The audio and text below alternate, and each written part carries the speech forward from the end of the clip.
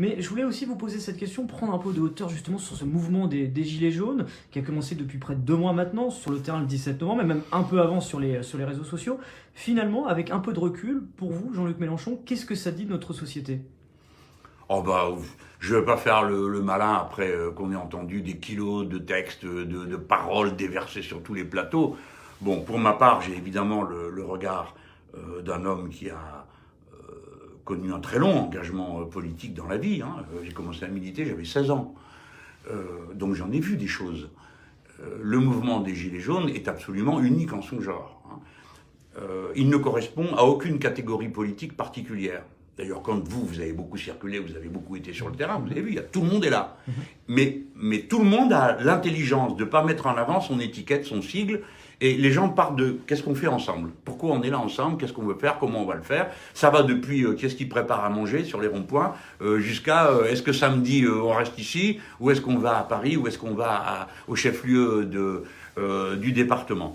Il y a une espèce de solidarité qui s'est construite, qui met de côté les engagements partisans, qui sont respectables, hein, je m'empresse de le dire. C'est normal, chacun ait son idée, et puis peut-être qu'elles vont changer en cours de route, en discutant, à force, les uns avec les autres. Donc ça ne correspond pas à une classe comme ça. C'est pas juste une classe sociale.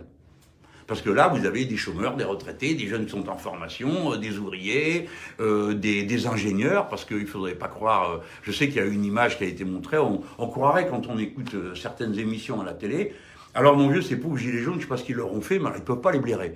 Alors au début, c'était des irresponsables écologiques, après c'était des hyper-violents, après c'était tous des fascistes, des antisémites, des homophobes, enfin, j'ai rarement vu un moment de politique où autant de belles personnes pouvaient aussi grossièrement insulter le peuple français et le faire avec une espèce de bonne conscience, de tranquillité. Ils sont là, ils se disent oui. L'autre soir, j'ai entendu à la télévision, je ne vais pas dire laquelle, il y avait un personnage important de la télévision française qui disait « Ah ben, ils sont sur les ronds-points, alors ils cassent la croûte ensemble, ils boivent un coup, on n'est pas prêt de les déloger de là. » Mais qu'est-ce que ça veut dire? Vous croyez que les gens prennent plaisir à être dans la lutte? Bien sûr qu'il y a des moments forts dans la lutte, de chaleur humaine, de fraternité humaine. Mais ça, c'est toujours, les grands bourgeois ont toujours cette idée. Ils pensent que les gens font des manifs pour se promener, font grève par plaisir, alors qu'ils y perdent leur journée de travail, etc. Alors donc, le mouvement ne correspond à aucune catégorie sociale particulière, aucun camp politique particulier. Quand je dis aucune catégorie sociale particulière, tout le monde nous comprend. Hein. C'est clair que ce n'est pas les patrons du CAC 40 qui sont sur les ronds-points. Hein. D'ailleurs, ceux-là, vous avez remarqué, ils n'ont jamais besoin de manifester pour obtenir ce qu'ils veulent. Vous n'en êtes pas rendu compte? Par exemple, ils ont obtenu la suppression de l'impôt sur la grande fortune. Moi, je vais absolument reparler de ça, parce que c'est un scandale énorme. C'est-à-dire, vous avez un pouvoir qui a décidé de donner comme ça, de la main à la main, un chèque d'1 million d'euros à 100 personnes. 100 personnes. Ils n'avaient rien demandé. Ils n'avaient pas fait de manif, pas bloqué de rond-point, même pas fait payer une page dans un journal. Forcément, ils possèdent tout le journal, donc ils n'ont pas besoin, mais ils auraient pu payer une pub pour dire on veut récupérer notre ISF. Rien. Ils n'ont rien dit, ils ont obtenu. Et le pouvoir a dit, quand on leur a dit, vous ne trouvez pas ça énorme quand même? Oh oui, ben non, mais ils vont le réinvestir. L'année est terminée, cet argent, il est parvenu dans la production. Il y a un ministre à qui j'avais dit, mais écoutez, mais est-ce que vous connaissez l'économie de notre époque? C'est pas possible. Comment vous pouvez croire que cet argent va retourner dans la production? Il va tourner dans la spéculation. Tout le monde peut comprendre que quand vous avez beaucoup d'argent, même si vous en avez très peu, ça rapporte plus d'aller le mettre dans la sphère financière où vous pouvez obtenir jusqu'à du 10% que de le mettre dans la production où vous devez vous contenter de 4%. Bon, je sais bien que la plupart des gens qui m'écoutent, c'est pas leur problème. Dans la vie, eux, leur problème, c'est d'arriver à tenir au-delà du 10 du mois. Mais pour ceux qui ont beaucoup d'argent, bon, donc, on le sait, ils vont mettre ça dans la sphère financière. D'accord? Ça va d'ailleurs mal tourner bientôt dans la sphère financière. Mais ils l'ont mis là-dedans, ils ne l'ont pas mis dans la production. Alors le ministre Le Maire, à qui je faisais la remarque, se lève, il dit « Mais monsieur Mélenchon, vous me demandez pourquoi je crois ça ?» Mais parce que c'est le bon sens. Je dis « Monsieur, vous croyez que c'est le bon sens qui mène le capitalisme aujourd'hui dans le monde? Mais si c'était le bon sens, ils arrêteraient de détruire la planète. Or, ils sont incapables d'arrêter les processus qu'ils ont mis en route. Même si eux-mêmes, leurs gosses, doivent être protégés contre eux-mêmes de leur manière de faire vivre la planète et de faire vivre les êtres humains entre eux. Donc, le mouvement Gilets jaunes, c'est essentiellement des gens qui disent bon ça, on ne vous demande pas d'être milliardaire, on vous demande de partager ce qu'il faut pour qu'on puisse vivre dignement de notre travail. D'ailleurs, on ne demande pas mieux que d'aller travailler ou d'aller se former. Et puis quand arrive la retraite, hein, bah, on arrête de bosser. Non mais je suis obligé de rappeler ça à intervalles réguliers. C'est qu'on croirait que les gens sont des feignants quand ils arrêtent de travailler, mais c'est pas un but dans la vie de travailler. Le travail permet d'avoir un revenu, il permet souvent de s'accomplir soi-même parce qu'on sait faire des choses que les autres ne savent pas faire et on est content de rendre service d'une certaine manière quand on produit quelque chose. Hein. Je suis sûr que vous êtes content de faire votre boulot de journaliste. Bon, bah, il y a plein de gens comme ça, tout le monde. Moi, j'en connais peu qui disent mon travail, ça veut rien, c'est une honte, je sais pas pourquoi il existe. Non, les gens s'investissent dans ce qu'ils font. Donc, c'est tout ce que demandent les gens. Le droit de pouvoir vivre dignement et, disons, de vivre tranquillement, de prendre les petites parts de bonheur que l'existence peut nous donner. Et moi, j'appuie ce mouvement parce que je le trouve extraordinaire, de solidarité, de fraternité. Je le trouve modéré dans ses demandes, contrairement à l'image qu'on veut donner des Gilets jaunes. Je ne vois pas ce qu'il y a d'exagéré dans ce qu'ils disent et dans ce qu'ils demandent. D'ailleurs, la preuve que c'est plein de bon sens, la preuve, c'est qu'ils ont fini par avoir raison. Au début, on les traitait de tous les noms, mais pour finir, la surtaxe a été abrogée. Donc ils avaient raison. Pourquoi a-t-il fallu attendre tant de temps pour se rendre compte qu'ils avaient raison? Eux, ils n'ont pas demandé ça comme un privilège, ils l'ont demandé comme un fait de justice. Et nous, les parlementaires insoumis, on a dit 100 fois, on dit mais c'est absurde, vous allez prendre 3 milliards à des gens qui déjà ont la langue par terre de la tirer, et tout ça pourquoi? Pour payer 3 milliards que vous faites cadeau aux autres. Parce que c'est ça la vérité. C'est tellement vrai que c'était dans une lettre que le gouvernement a envoyée à la Commission européenne en disant pas de problème, d'accord, on a fait un gros cadeau, mais on se rattrape sur les taxes sur le carburant. Ils l'ont écrit. Bon, alors ce mouvement, voilà, c'est ça qu'il représente, et puis il représente une chance pour la France. Parce que puisque les gens se sont mis en mouvement, bah, ils peuvent transformer plein de choses. Regardez cette affaire de référendum d'initiative citoyenne. Je pense qu'on aura le temps d'y revenir un petit peu plus tard, mais cette question qui est peut-être importante aussi, on l'a... Vous me posez une question tellement ample que je fais une réponse. Bien sûr, mais on a l'occasion après de revenir point par point sur certains détails. Oui, passer la nuit. Là. Pas mal de personnes réagissaient sur la question du RIC qu'on évoquait précédemment, qui fait partie des... peut-être même aujourd'hui le point numéro 1 évoqué chez les Gilets jaunes aujourd'hui. Est-ce qu'on peut aborder tous les sujets? On sait que voilà, il y a eu certaines polémiques sur le fait de dire est-ce qu'on peut évoquer la peine de mort, est-ce qu'on peut remettre en cause le mariage pour tous? Il y a eu des commentaires dans ce sens-là. Est-ce qu'il y a vraiment des sujets du passé qui ne peuvent plus revenir sur le devant de la scène? Bon, alors d'abord commençons sur le référendum d'initiative citoyenne. Bon, moi, je suis d'accord avec ça.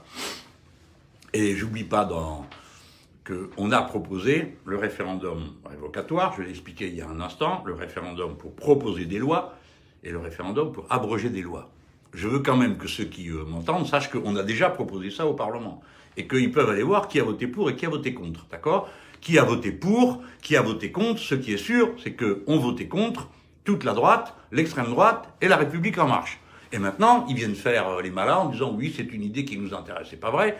Ce qui les intéresse, c'est de repasser leur propre réforme constitutionnelle qu'ils avaient prévu de faire et après avoir fait comme ça, là, bouger un peu les mains et les doigts, dans le grand débat là qui doit commencer, qui commence très mal puisque la présidente a déjà commencé par s'en aller. Bon, à la fin, ils vont poser des questions prévues d'avance. Alors maintenant, je viens sur le fond. Alors, évidemment, dès qu'on a parlé de référendum, vous avez vu, les gens, ils viennent, ils sont sournois. Hein. Ils viennent, comme ils n'osent pas dire, oh, le peuple, c'est un ramassis d'abrutis.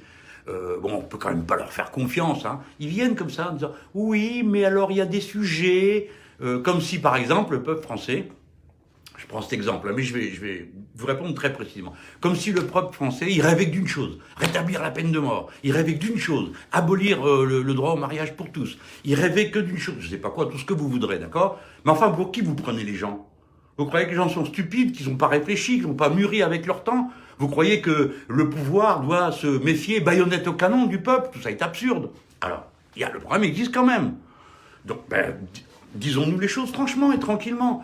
On craint que sur certains sujets, qu'on considère comme fondamentaux, un référendum d'initiative citoyenne renverse un principe que nous croyons sacré.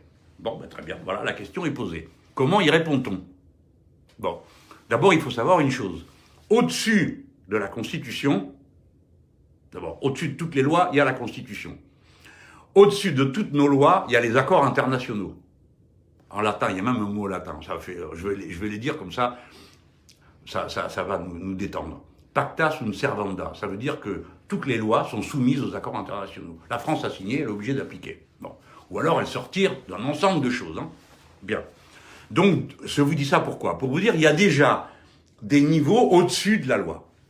Au-dessus de la loi, la Constitution, et au-dessus de la Constitution, est-ce qu'il y a quelque chose? Oui, la Déclaration des droits de l'homme et du citoyen.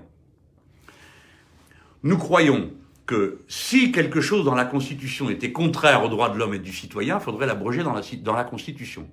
Et les citoyens auraient le droit de se révolter contre un pouvoir qui appliquerait quelque chose de contraire aux droits de l'homme et du citoyen. Et les gens, vous avez bien entendu, hein, droits de l'homme et du citoyen. Parce qu'en général, on oublie le citoyen. Hein. Alors on ferait mieux de dire aujourd'hui droit de l'être humain et des citoyens, de manière à ne pas genrer les mots, mais c'est ça que ça veut dire. Alors on pourrait décider ça, dire écoutez, voilà, il y a une série de questions qui sont au-dessus de la loi, au-dessus de la Constitution, au niveau des droits de l'homme intangibles, on ne peut plus y toucher. Voilà, hein, et ce serait telle question. Pourquoi on peut le faire? Parce que dans la déclaration de 1789, la liberté de disposer de son corps, ça n'avait pas de sens. Le droit à l'avortement, qu'on évoque rarement, le droit à l'avortement doit être mis à ce niveau. C'est un droit de propriété de soi. Après, vous faites ce que vous voulez. Je l'ai dit 1 million de fois aux gens qui sont contre l'avortement. Je peux comprendre qu'ils soient contre l'avortement. C'est une affaire personnelle. Mais chacun décide. D'accord? Et donc, vous n'avez pas le droit d'imposer à quelqu'un de faire ce qu'il n'a pas envie de faire, par exemple, de porter un enfant.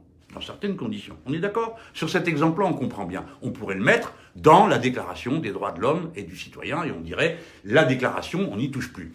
On pourrait prendre la même chose pour la peine de mort. On a signé un accord international. On peut décider, nous mettons ça, on va pas tout mettre là-dedans, hein, mais on peut prendre comme ça une série de questions. La question du mariage pour tous, c'est pas la question du mariage qui est posée, c'est la question de l'égalité.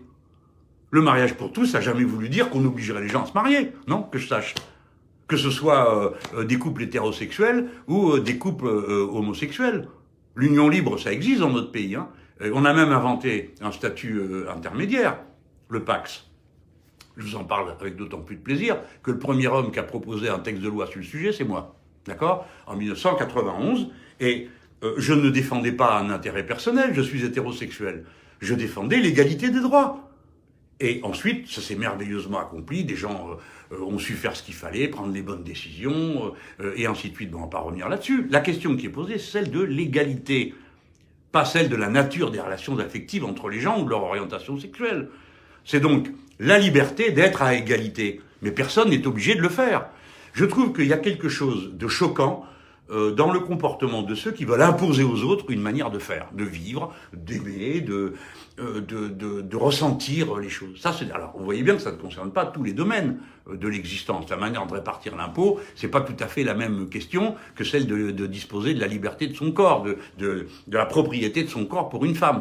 C'est pas de même nature. Dans un secteur, on touche aux droits fondamentaux. Dans l'autre, on parle de l'organisation de la vie de la société. On peut avoir 50 idées. Moi, je vous ai dit tout à l'heure quelles sont les miennes, hein. Mais vous pouvez avoir un gars qui vient, qui dit tout ça, c'est des folies. Monsieur Mélenchon, on connaît votre histoire. Pendant un siècle et demi, chaque fois qu'un gars comme moi parlait, on disait, mais de quoi vous parlez, monsieur Mélenchon? L'égalité, ça n'existe pas. Il y a des petits, il y a des grands, il y a des gros, il y a des maigres, il y a des intelligents, il y en a qui sont bêtes, ça n'existe pas. Donc vous voulez faire un régime politique basé sur l'égalité, mais ça sera toujours une violence contre la nature. Bien joué, hein? C'était leur argument.